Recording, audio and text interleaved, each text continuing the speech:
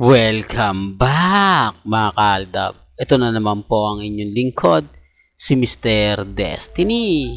At magbibigay po tayo ng pinakamainit na update po ngayon sa social media mga kaaldab.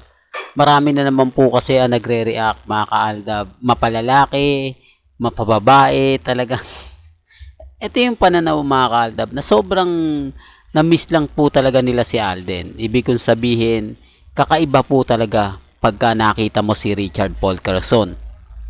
Kaya nga po sinasabi ko to sa mga followers ko na kapag may mga event si Alden, tignan nyo, kumbaga puntahan ninyo kung sakasakaling malapit lang kayo, kung sa tingin nyo makakapunta kayo, di po ba? Alam nyo naman po si Mr. Destiny, nagbibigay talaga tayo ng ganap.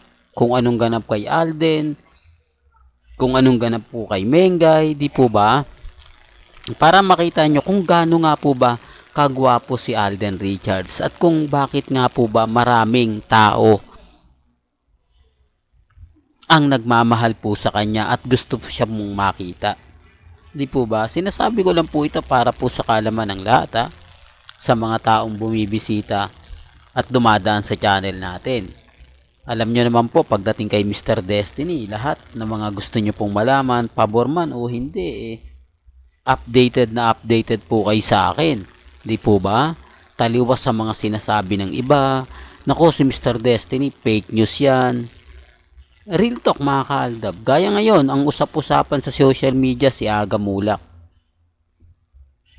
Marami tuloy nagsasabi, baka gagawa na naman sila ng pelikula kasama si Bo o magko-collaboration po sila kasama si Boss Vic Del Rosario. Hindi po imposible yan. Sabi ko nga po sa inyo, yung iba kasi simula po nang nagkaroon ng mga pirated, simula po nung kumbaga humina ang pelikulang Pilipino,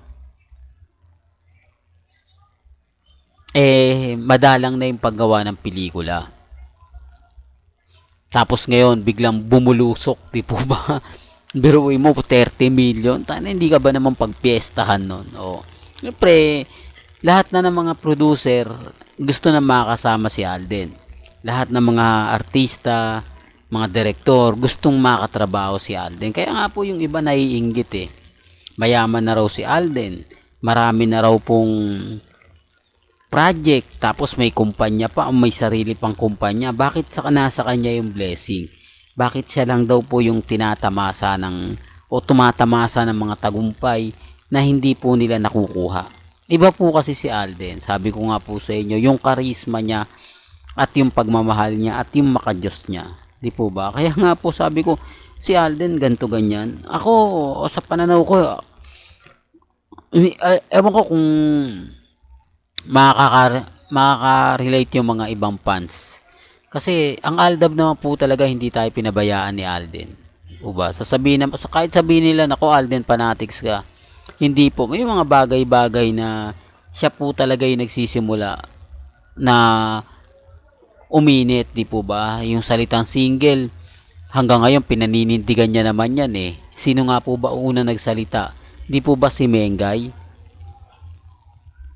Siya po yung nagsabi na sa interview ni Ogie Diaz kung matatandaan nyo.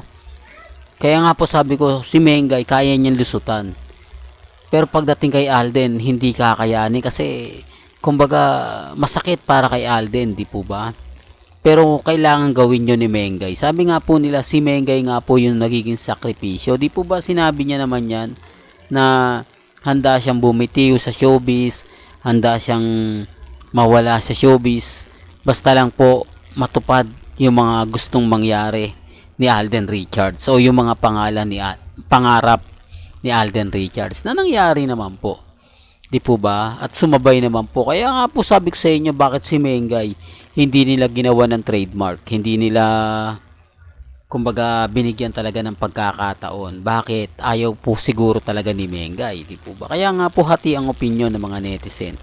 Hati ang opinion ng mga taong nasa paligid nga po ni Main Paul Carson. Kasi kung titignan nyo, di po ba? O nasa na yung Open 24/7? Di po ba wala na? Di po ba hindi na pinopromote ng GMA? Mag-aantay na lang po kayo bukas sa Makalawa. Ano na, wala na. Po ba? Hindi nga, yung iba nga nagtataka. May show pala si Bossing, si Jose, tsaka si Maha. Dati, ngayon wala na eh. Hindi na nga nagtataping pa po ba kaya si Maha? Ako wala na rin po akong update at hindi naman po talaga ako naghahanap ng mga ganong update. Sabi ko nga po sa inyo, focus lang ako kay Mengay at kay Alden eh. Lahat ng mga kaganapan po nila, lahat ng mga ganap kay Mengay, di po ba, pag nag-post siya sa Instagram, sa Twitter, sa Facebook, agad-agad ko yan ina-update sa inyo, lalo na po sa mga website. Di po ba? Kaya nga po ako, kapag may nabalitaan na hindi kaaya-aya, agad-agad ko naman pong binabalita sa inyo. Di po ba? Etong sa senaryo ko lang baka gumawa ng pelikula si Aga Mulak at si Alden. Di po ba? Producer nila o co-produce niya ngayon si Boss Vic. Di po ba? Hindi posibleng mangyari yan.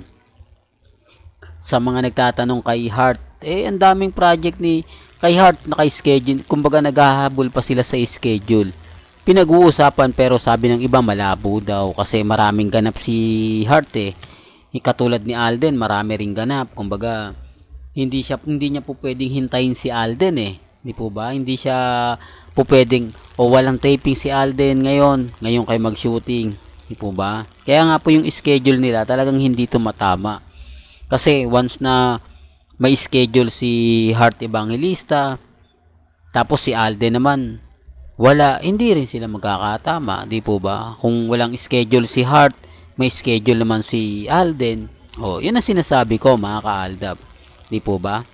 Well, balikan natin si Mengay. Remind ko lang po sa inyo, bukas po yan alas 6 daw po ng ng umaga na andun na si Mengay. Sa mga gustong pumunta at makita si Maine Polkerson kung gaano na nga po ba kaganda, kung gaano na nga po ba ka-sexy, puntahan nyo, mas maaga, mas maganda. Di po ba? Well, wala namang pong pilitan eh. Basta wag na po kayo magsabing Aldab kayo. Di po ba? At ako dito naman po si Mr. Destiny para magbigay ng update sa mga hindi pupunta. Well, hanggang dito na lang po yung updates natin mga ka-Aldab Kaya kung gusto nyo pa po ng pinaka-latest at sariwang update, abay tumutok lang po kayo sa channel ni Mr. Destiny para updated po kayo sa mga latest at sa mga bagong video po na ilalabas po natin. Kaya kung bago ka lang sa channel na to at isa kang true-blooded Aldab Nation na nagmamahal po kila Mengay at Isoy, tama po ang channel na pinuntahan mo, kaya consider na po kitang bagong subscriber. At wag mong kalimutang i-share ang mga video po natin sa mga mami, sa mga titas at sa mga senyor. Hanggang sa muli, salamat po sa panonood at pakikinig.